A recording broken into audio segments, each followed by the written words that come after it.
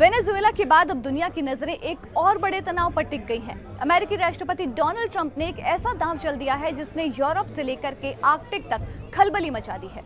Trump की नजरें अब ग्रीनलैंड पर हैं और ये सिर्फ बयानबाजी तक सीमित नहीं है। खबरें ये आ रही हैं कि अमेरिकी सेना को ग्रीनलैंड भेजा जा रहा है। सवाल यह है कि आखिर ग्रीनलैंड में ऐसा क्या है जिसके लिए दुनिया की सबसे बड़ी महाशक्ति इतनी बेचैन है।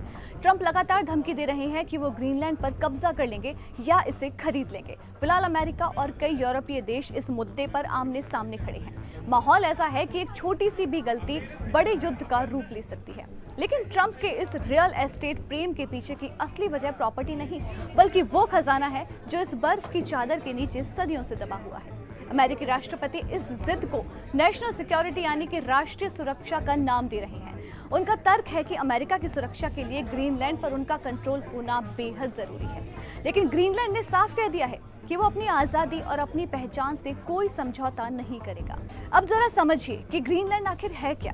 ये आर्कटिक और उत्तरी अटलांटिक महासागर के बीच एक स्थित एक विशाल द्वीप है। तकनीकी रूप से ये कोई आजाद देश नहीं है, बल्कि डेनमार्क का एक स्वायत्त क्षेत्र यानी कि ऑटोनॉमस टेरिटरी है। इसकी सुरक्षा की जिम्मेदारी डेनमार्क की है। यहाँ की आबादी महज 57,000 है और यहाँ का जीवन जितना खूबसूरत है उतना ही ज्यादा कठिन भी है। लेकिन ट्रंप को यहाँ की खूबसूरती से ज्यादा यहाँ के रेयर अर्थ मिनरल्स में दिलचस्पी है।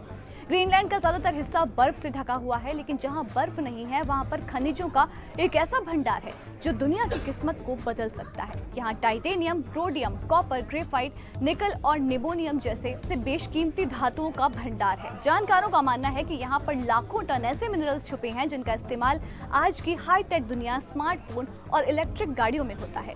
इसके अलावा रणनीतिक रूप से ग्रीनलैंड अमेरिका के लिए एक वॉच टावर जैसा है। यहाँ का पिटफिक एयरबेस, जिसे पहले धुले एयरबेस कहा जाता था, अमेरिकी सेना के लिए बरसों से निगरानी का केंद्र रहा है।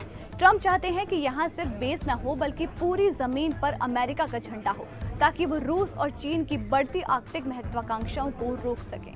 ट्रंप की जिद ने अमेरिका के सबसे पुराने दोस्तों यानी कि यूरोपीय देशों को उसका दुश्मन बना दिया है। डेनमार्क तो इस सौदे के खिलाफ है ही, लेकिन अब Sweden, France, Germany, Netherlands, Finland और ब्रिटेन जैसे देश भी अमेरिका के इस कब्जे वाले रवैये का विरोध कर रहे हैं। लेकिन ट्रंप झुकने वालों में से नहीं है। उन्होंने अपनी पुरानी नीति टैरिफ को हथियार बना लिया है। ट्रंप ने धमकी दी है कि अगर ग्रीनलैंड की डील में यूरोप ने अड़ंगा डाला तो वो इन सभी देशों पर भारी भरकम इंपोर्ट ड्यूटी और टैरिफ लगा देंगे। यानी कि या तो ग्रीनलैंड दो या फिर अपनी अर्थव्यवस्था को नुकसान झेलने के लिए तैयार रहो। ये एक ऐसी खतरनाक डिप्लोमेसी है जहां व्यापार को जमीन हड़पने के लिए इस्तेमाल किया जा रहा है। क्या ग्रीनलैंड पर कब्जा करने की ट्रंप की ये कोशिश एक नए वैश्विक संघर्ष की शुरुआत है? क्या एक स्वायत्त द्वीप की पहचान को अमेरिकी ताकत के नीचे कुचल दिया जाएगा? ये वो सवाल है जिनके जवाब आने वाले कुछ महीनों में मिल ही जाएंगे। लेकिन एक बात तय है कि ट्रंप ने इस ठंडे प्रदेश में सियासी गर्मी बहुत बढ़ा दी है।